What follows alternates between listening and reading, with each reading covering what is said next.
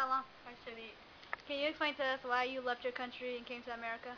Um, we left our country because my parents wanted to provide us with better education and better opportunities for our future.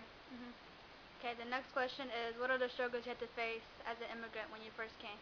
I think one of the biggest struggles that we had to face was our education because me and my siblings, our parents don't speak English. They just work 24/7 to provide us with a good life, so we don't have to work, so we can just focus on our school. So we didn't have the support and help from them that the American students were getting because they didn't know English, so they couldn't help us with our homework. And when our ESL, the time that we came in '98, the main people in our ESL class or the immigrants were Hispanic, so our teachers spoke Spanish in there. So me and my brother, the only thing that we did in our ESL classes was just color, which didn't improve our English or anything like that the American kids were getting in the English classes. So we were never taught grammar. So I've always struggled with it. I still struggle with it up to now, and I'm in college. And that's one of the big things because most of our college classes, you're required to write essays for all of them, even if you're not in a writing class. It could be for one of my accounting classes, we have to write an essay about one of the theories or something. But so that's something that's always gonna be with me because we were never taught that. Okay, my last question is, do you think there's a tension between black people and Africans? Um, I wouldn't say just African Americans. I would say Americans as a whole towards Africans because the media portrays Africans to look a certain way or to live a certain way, such as us living in huts or having lions as pets or not having clothes or things like that. But I think the only difference between living here and living in Eritrea in our country is that Eritrea just has a lack of resources. But other than that, they have houses just like they do here. They have the same food, except the food there is like better for you because it's not processed like the American food. But they have cars, they have clothes, everything that we have here. Just a lack of resources because it's 20-year-old. The country is 21-year-old country. So I don't know. There's not much of a tension, but the only thing is just ignorance, and that's all Americans. Okay, thank you, Salam. Hey, Kirane. Hi, Sunil. How are you? Good. So, can you explain to us why you left your country and came to the United States? Uh, it's all about politics. The political issue, the that we Eritreans had with Ethiopians about our freedom. Every young Eritrean was a potential enemy for the Ethiopians, so they mistreated us, they jailed us, they killed us. So many of our people died in the hands of the Ethiopians. So I was working, and at that time they asked me to teach. I was going to college, and they asked me to teach the workers about communism, and I refused. There were times that I was beaten by a rifle, gun barrel was put on my back, I was intimidated, so I had to flee the country to save my life. Okay. The next question is, what were hardships that you had to face when you first came to the United States as an immigrant? Well, fortunately, I spoke a little English better than some immigrants. But when you leave your country and go to another country, there is always the cultural issue that the other also in the back of your head, no matter what they do for you, there's always this feeling that I don't belong here. So when you come here by yourself, it's not easy. You don't speak the language well. It's not easy to get the job, and you need a lot of training, a lot of support. Even the United States government supports you until you stand on your own feet. And many generosities, but still the cultural problem, the language barrier, and the loneliness add up, and there's always a struggle for any immigrant. It's not only for the United States. Anywhere you go, you're always, you're an outsider. So in the back of your head, no matter what, you still have that feeling. Okay. The next question is, do you think there's a tension between black people and Africans? Well, when you say tension, it depends. There is no tension as fighting and stuff. But is there a cultural difference? Absolutely. Are we the same people? Yes, we are one people.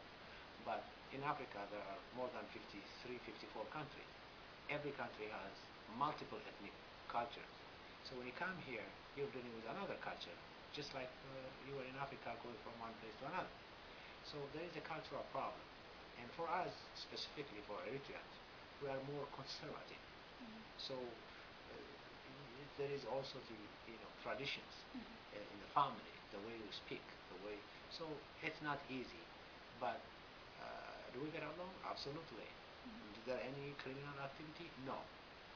Some Eritrean men marry American women. Some Eritrean women marry American men, and some men marry Black American women. So there is misunderstanding. Is a better word than tension. Yeah. Because I haven't seen any Eritreans fighting because they are better or this and that. Are there some African Americans who resent us? Absolutely. I've seen it. Yeah. When I ask them why, they think that we look down on them. They think that we think we are better than them. Yeah. That's not true. Ignorance brings in every shape, form, or society. Doesn't matter, white, black, green, yellow, doesn't matter. Ignorance is always ignorance. And there is no perfect society. So there may be some ignorant Eritreans or African Americans who say something nasty to each other. But as a society, we don't have any tensions. Hi, Mommy. Hi, listening. Okay, can you explain to us why you came to America? I'm coming to America for peace and silence and freedom. That's why you left your country? Yeah, because we have a bad president. He don't care about anybody. Right now, if I'm not in America, I don't have no youth, no Senate, no Eru, no IDM. Because you are 18, they go military. It's like mandatory, it's not voluntary, you know? So I don't want to leave my children like going military after they finish the school, you know? They don't have no chance to go to college. Yeah. So just like that. We don't have no good government. That's why I just come over here like a peace. Okay, so what's your life like as an African immigrant? Like, how's work? How do people treat you differently? What do you have to go through every day? Not the people, even the government, American government, that's not good for me because I don't have no green card right now.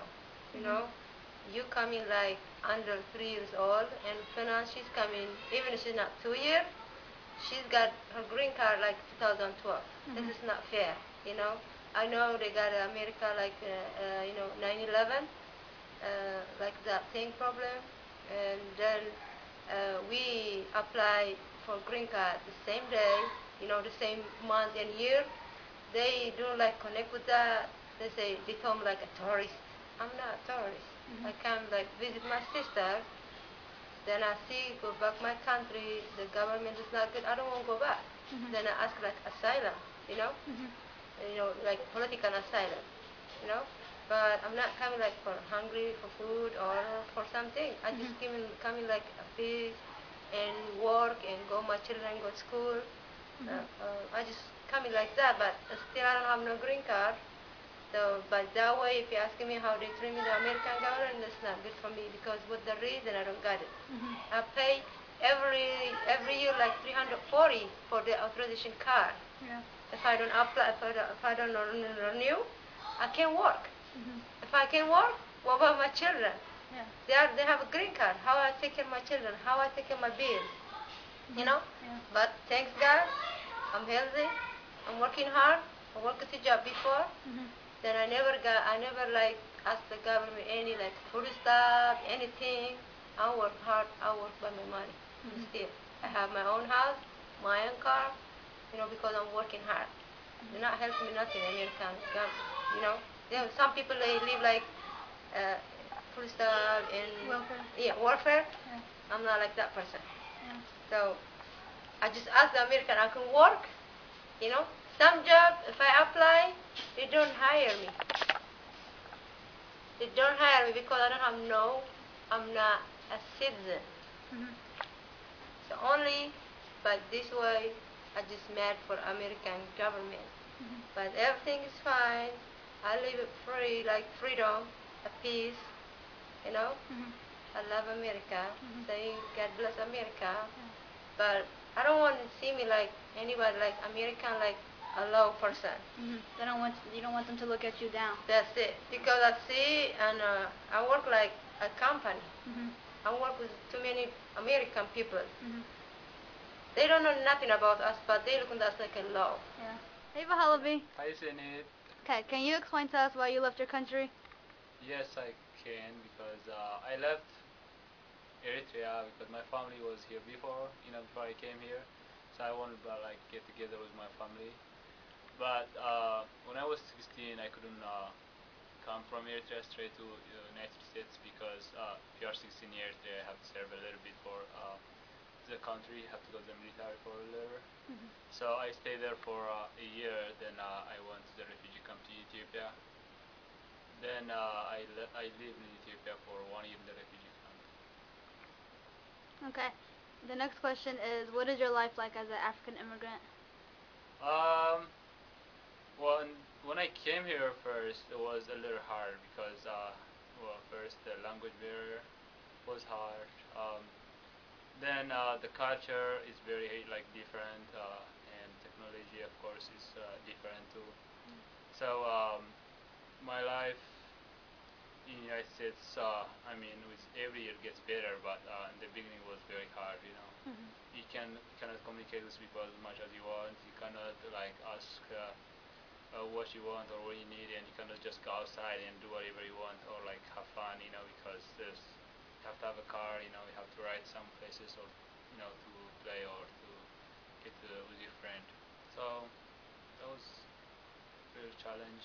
Okay. The last question is, do you think there's a tension between black people and Africans?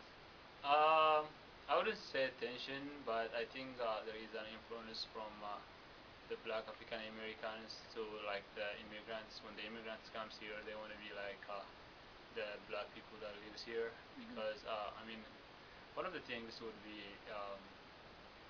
their the language. They want to be like they think they are not speaking well, so they want to be like those black people that they thought they speak well, and I think they speak fine, but it's just different. Mhm. So that's one of the things that I wouldn't. I don't think it's attention, but it is an influence from the black people. The other thing is when the immigrants comes here, their families lives here and they works, but the childrens they grow up here and they go to school with black people or with white people, so they live their life with them. Mhm. It's like pretty much 8 hours, 10 hours in school. They spend their time with the white people, with the white kids and black kids. But when they come home, it's different. Their friends there, and they want them like to go to their own culture. They bring from you know, Mhm. their country. So it is a little tension in the. I think more like between the kids, the family. Okay. Thank you, Yeah, Bahalabi. no problems in it.